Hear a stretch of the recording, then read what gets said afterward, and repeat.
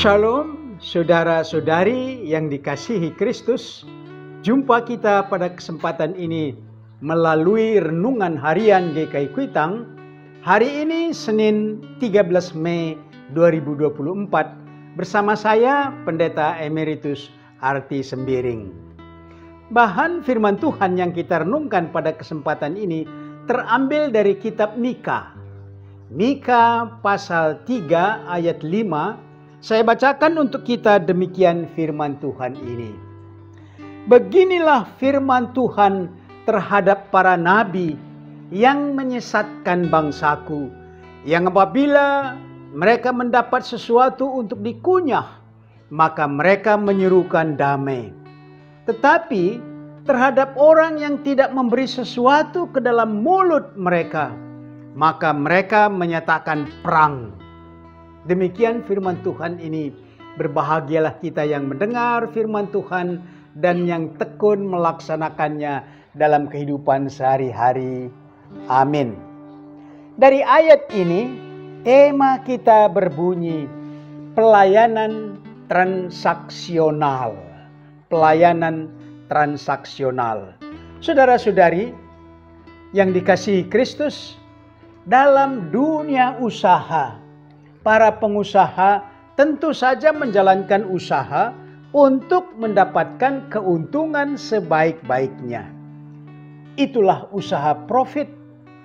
Tetapi ada juga usaha yang melakukan usahanya, menjalankan usahanya dengan tidak mengharapkan keuntungan.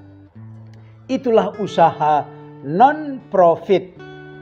Saudara-saudari, ayat renungan kita suatu kritik terhadap pelayanan masyarakat yang harus diberikan oleh para nabi, suruhan Tuhan untuk menguatkan, menghibur, atau menegur umat Tuhan agar kehidupan umat ini berjalan sesuai dengan firman Tuhan.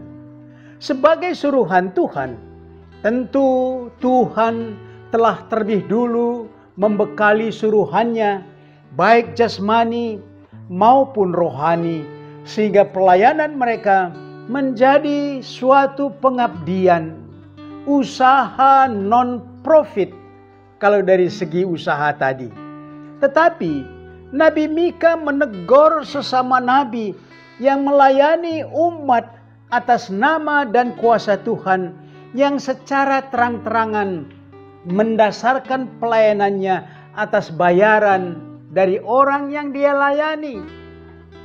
Kalau kedatangan umat disertai dengan uang atau pemberian yang lain, maka si nabi memberikan nasihat dalam suasana damai.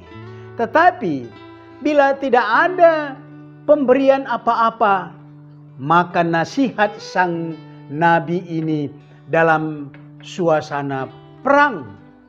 Inilah yang kita sebutkan pelayanan transaksional. Dalam pengajaran Tuhan Yesus dengan jelas menggambarkan dengan gembala yang baik dan gembala upahan. Dibedakan. Pada gembala yang baik ada suatu relasi yang baik antara gembala yang mengenal domba-dombanya secara luas dan mendalam, sehingga gembala yang baik ini rela mengorbankan nyawanya untuk menyelamatkan domba-dombanya.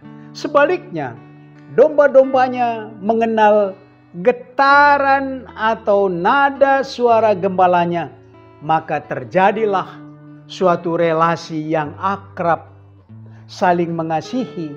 Sedangkan gembala upahan, Tuhan Yesus menjelaskan orientasinya adalah hanya upah atau kepentingan diri sendiri.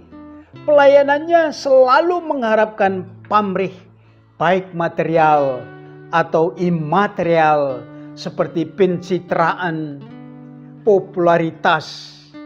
Nabi Mika mengkritik pelayanan nabi di tengah umat Israel yang disebut sebagai penyesatan, nabi palsu. Pelayanannya yang transaksional, yang terus mengharapkan upah dan harta saja. dalam bahan renungan kita ini, pelayanan transaksional ini juga terjadi dalam bidang hukum yang menegakkan keadilan dan dalam kehidupan umat. Kita bisa baca dalam ayat yang ke-11. Sejak kepemimpinan Musa sampai pada raja-raja Israel, keadilan menjadi dasar kehidupan umat. Tetapi pada zaman Nabi Mika ini, ternyata keadilan tidak ditegakkan karena keadilan didasarkan secara transaksional dan tentu tidak adil. Kehidupan pelayanan gereja yang pendeta bertindak sebagai pelayan dan pemimpin umat gerejanya.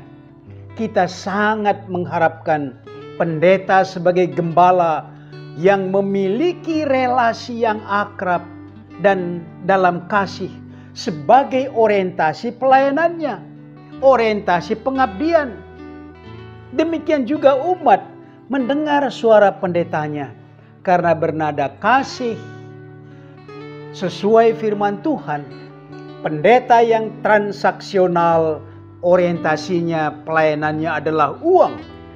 Semoga pendeta jauh dari pelayanan transaksional yang memikirkan kepentingan sendiri, sehingga pelayanannya jauh tidak mengharapkan pamrih baik material maupun imaterial untuk pribadinya. Karena teladan gembala yang kita jalankan, yang pendeta jalankan, ialah Yesus, gembala yang baik. Itulah teladannya. Mari kita aplikasikan renungan ini dengan pokok-pokok berikut. Pertama, apakah pendeta jemaat Anda telah mencerminkan gembala yang baik? Yang kedua, pada umumnya pendeta jemaat menerima gaji, dalam tanda kutip gaji ini. Apakah sudah mencukupi gaji pendeta jemaat Anda untuk kehidupannya?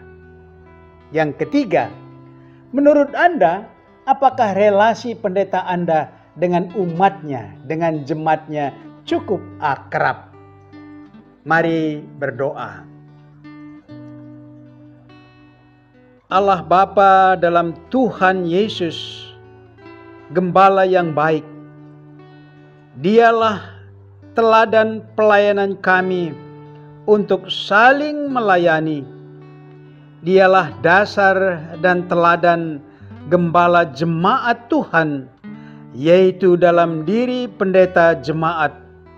Kiranya jauhlah sikap transaksional pendeta jemaat Tuhan, dan karuniakan sikap pelayanan pengabdian yang justru berani berkorban kepentingan diri sendiri untuk jemaat Tuhan.